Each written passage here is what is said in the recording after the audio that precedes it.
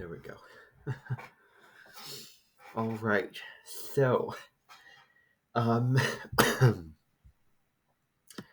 still getting over a little bit of a cough. So if I cough throughout the course of this video, then just know that. But anyway, March 7th of this year is going to be a really, really big day.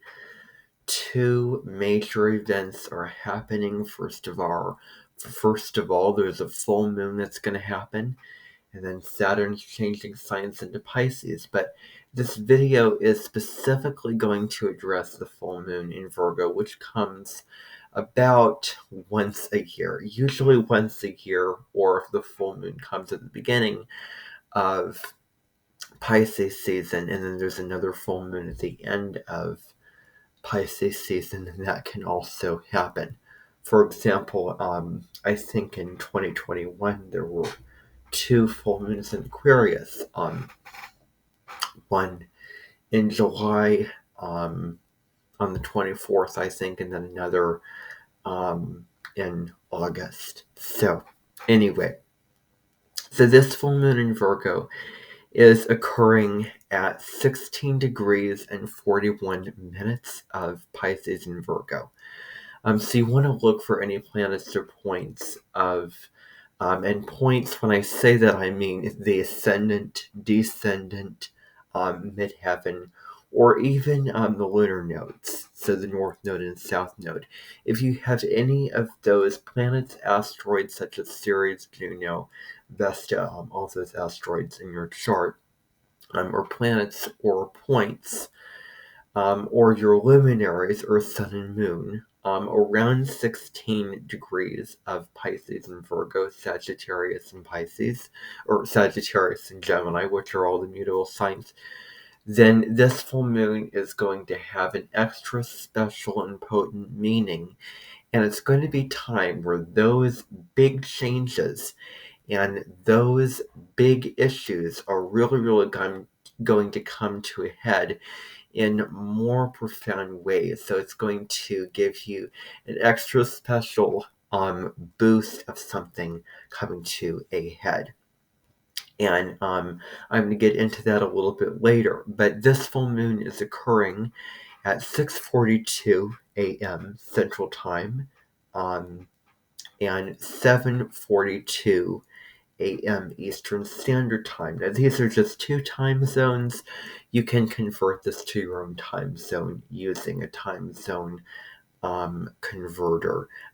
Say, you live on Pacific Time or Mountain Time or something like that. So that is when this full moon will be exact. So, a full moon, as I said, is a time when the sun and the moon are exactly opposite one another. They're opposing, and it's a time where the energy is at its highest. It's a time where there's that loudest expression of the fire alarms going off in a hotel room. It's sort of that loud, big, energetic feeling of being on top of the mountain, and now we're at the climax because it is the peak. It is where we're seeing certain issues come to a head, and things are getting illuminated at the full moon that we need to address, and there's certain energy that we need to let out of our systems based off of certain things that happened at the new moon in Virgo. And then we've had the quarter moon on February 27th in Gemini, so the sun in Pisces, opposite squaring the moon in Gemini. And then on March 7th, we're going to be having the full moon. At that stage in the lunar cycle where the sun's going to be in Pisces and the moon is going to be in Virgo. So it can lead to endings, but also a nuisance at beginnings, and we're sort of preparing the groundwork for those new beginnings. And those aren't going to officially be set until the next new moon. And it's going to be a really special new moon. which is going to be on March 21st. It's going to kick off the spring equinox. The sun and moon are going to be conjunct in Aries. And it's great energy for new beginnings, taking advantage, initiating what you want and what you need, going after all those things. And it's certainly going to be very interesting because there's going to be an eclipse on the 20th of April at 29 degrees of the sign of Aries, which is actually a straggler eclipse because it doesn't fall in line with the other eclipses occurring in the signs that the nodes are transiting through. Because currently the North Node is in Taurus, the South Node is in Scorpio, and they're going to change signs in July of this year into Aries and Libra, so eclipses will start happening in those signs. However, there is one straggler happening on April 20th, and that's going to be really intense, and it's going to be a culmination but new beginnings. So various mixed themes of endings and beginnings going on there with the sun and moon conjunct in Aries. But anyway, so it's sort of going to be that sort of the lighting of the match of the eclipses in Aries and Libra. So now, Virgo, Virgo and Pisces. Let's just start talking about these two signs. These two signs mark the health axis in astrology. So Virgo is the mental health. It is also your emotional health. It deals with your routines, the structures that you put in place for yourself to maintain cleanliness and purity.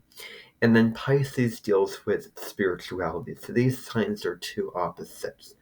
So Mercury rules Virgo, and Virgo as a sign is very analytical.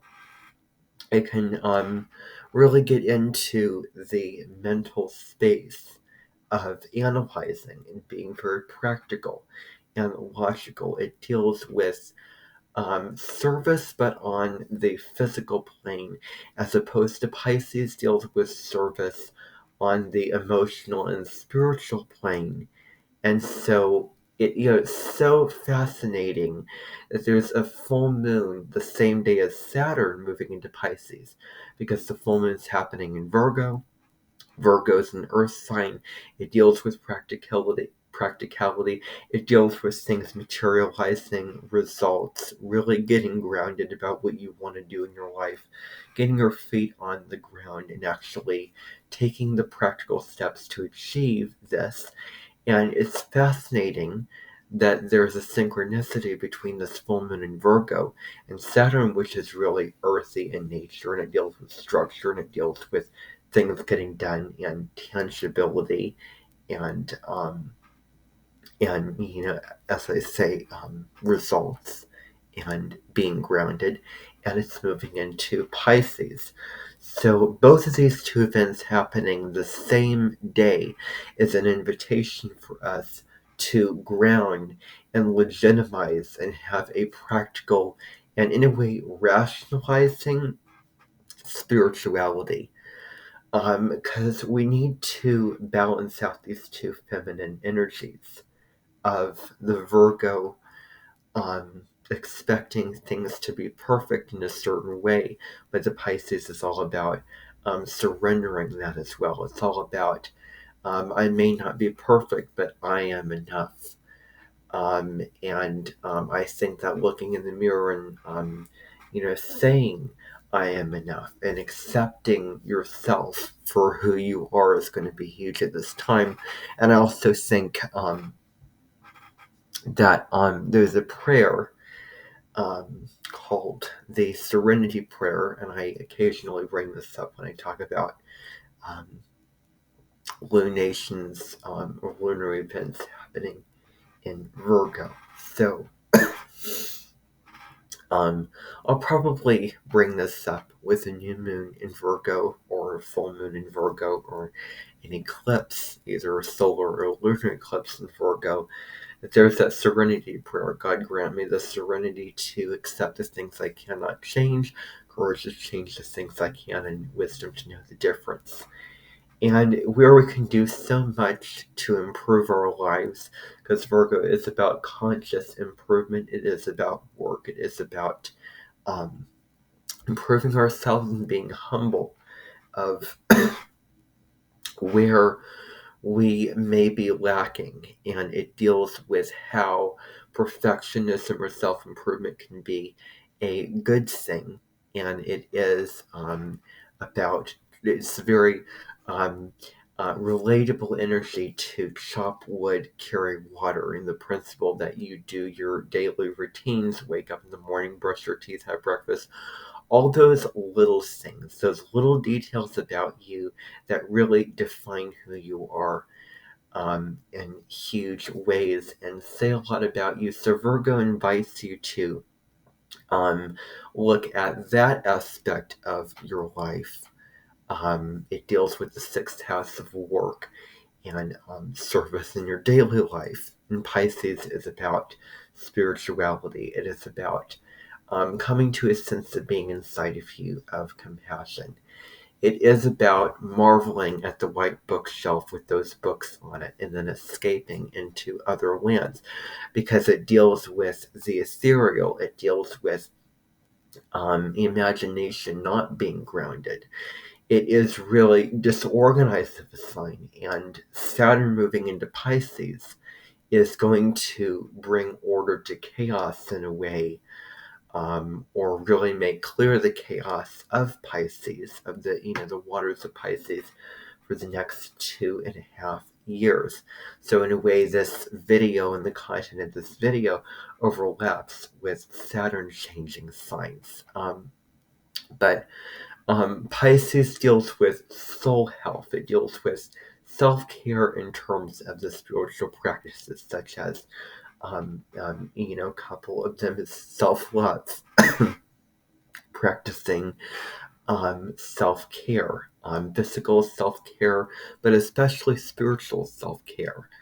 And it's important to bring that into your life around this time. Um, Pull out your oracle cards, divination cards, and connect to the divine in that kind of way. With because oracle cards are conversations to spirit. You can communicate with spirit in those kind of ways. Another practice is meditation, where you can not only ground your mind, ground yourself and your body and be present. And it can get rid of the anxiety or stress that you have, or alleviate it. But it can also you can also connect to the divine in greater ways. Connect to your higher power.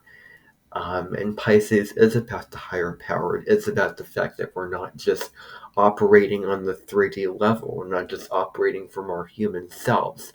We're not just human doings, but we're also human beings as well.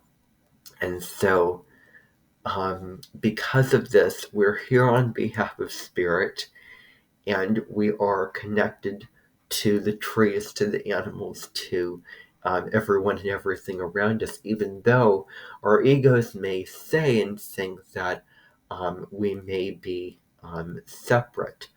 And the ego and the soul, such a huge topic. I think that may be a future video idea that I may do. I'll be sure to write that down sometime. Um, but it deals with Pisces deals with that sense of compassion and that sense of um, oneness, because Virgo can be rational and all those kind of things, but Pisces is emotional and does deal with that, uh, dealing with that empathy there. So Virgo and Pisces, that's really what it is. Forgiveness is another thing, release is another thing with Pisces. and illuminating this full moon will probably illuminate the flaws that we have and the things that are wrong with us, and see where we need to improve, see where we need to be easier on ourselves, not criticize ourselves, and maybe reframe some of that negative talk that we have going on inside our minds, and to move to the observation quarter, and see where we criticizing ourselves, where are we talking down to ourselves, and where do we need to have a greater sense of self-love for ourselves. And so not only is the sun opposing the moon, but we also have the sun sextile Uranus. The sextiles, they're a positive energy. Things go well with the sextile, but it is, in short, an invitation for us to take action with the positive energy. It deals with an opportunity of a door that we can open for greater fulfillment and evolution. And so we have the sun um, in in sextile with Uranus. And another thing I'll say about the moon in Virgo is because the moon is, there was an astrologer, Michael Lennox, who does weekly podcasts of the weekly astrology. He also does segments on Facebook, TikTok, Instagram, and YouTube on Red Robe Astrology, and you can check those out. And he described the sun being our conscious awareness and the moon being our unconscious impulses. And maybe the moon in Virgo is self-criticism. But maybe on the other hand, the positive side of that is nurturing someone from a very practical point of view. Virgo deals with service. It deals with helping others. I'm, recommending this source. I'm giving you this advice. I'm trying to improve your life in helpful in practical ways. And Virgo genuinely and humbly has the desire to serve. Um, and now's the time to reach out and serve ourselves and others. Um, there's a saying, there's a commercial, I think a little mantra, a little jingle, get help, get hope. And so Pisces can be at worst, victim state, victim consciousness kind of thing. And that's something that, we'll really get into with Saturn and Pisces.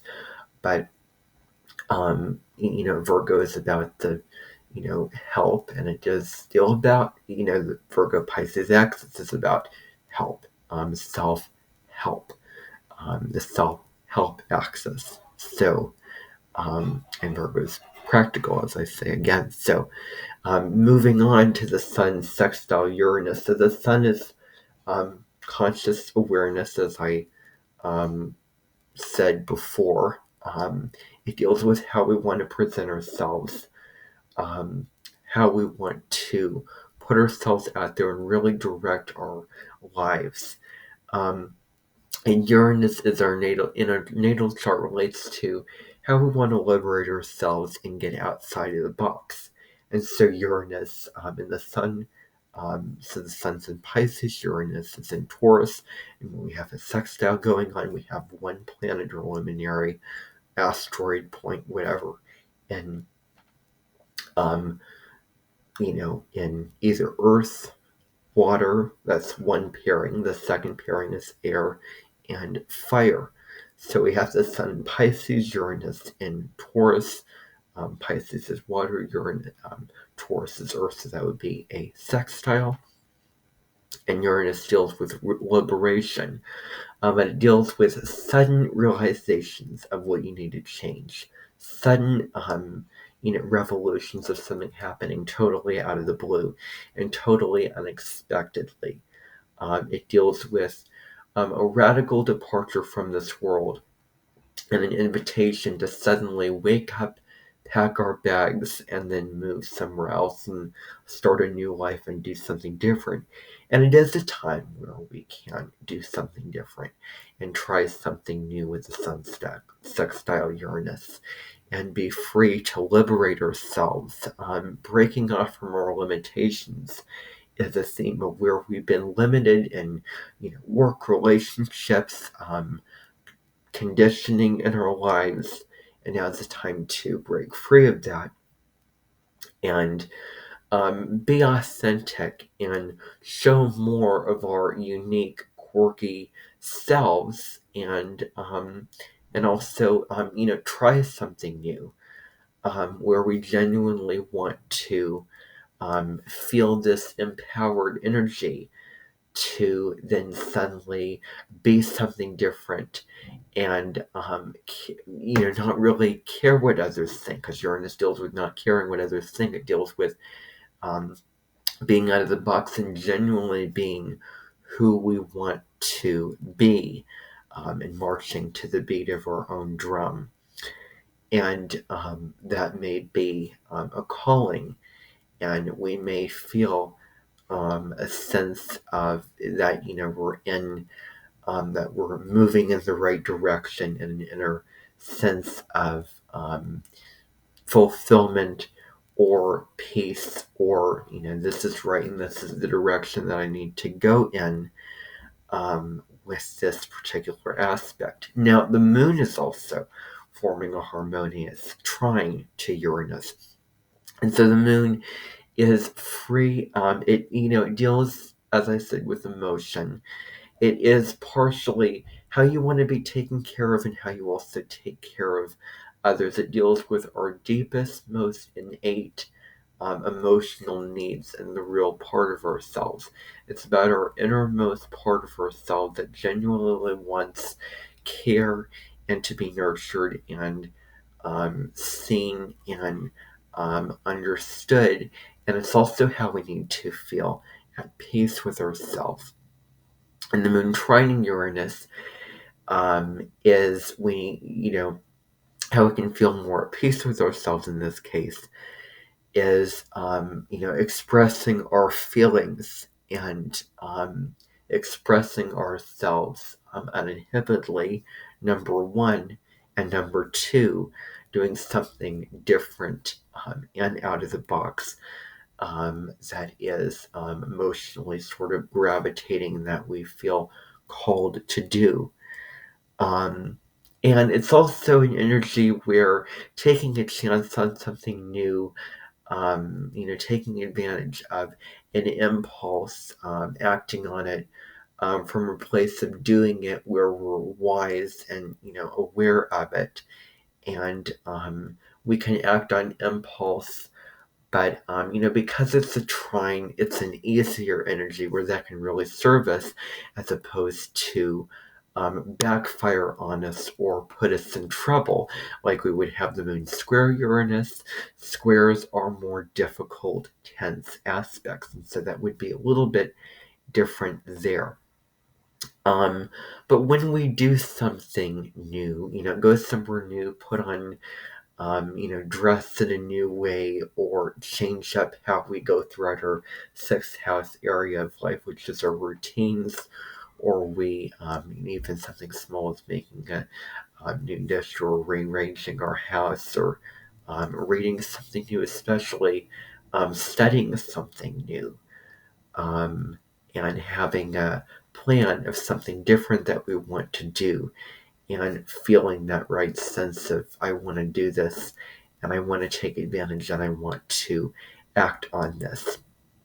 And so this can also lead to just feelings of being aware of disruption and chaos, where that disruption and change and chaos is something new, um, will be favorable for us at that time, with Uranus and Taurus changing up our value system, and maybe doing something in terms of self-improvement, self-help, self-help, health in our daily routines, in a different way, especially, cooking or planting, which are very practical earthy things, because Virgo Taurus, and Virgo Taurus deals with the earth, it deals with sensuality, it deals with things being holy, um, and rocks, trees, all the riches and jewels of Mother Nature. So maybe great time to experiment on new foods, or to plant new seeds in a garden for your tomato or crops for the summer. Even the new moons are about planting new seeds. Maybe a good thing you could do to utilize this energy. But anyway, thank you for tuning in to this video, and I really hope you enjoy this full moon. Bye for now.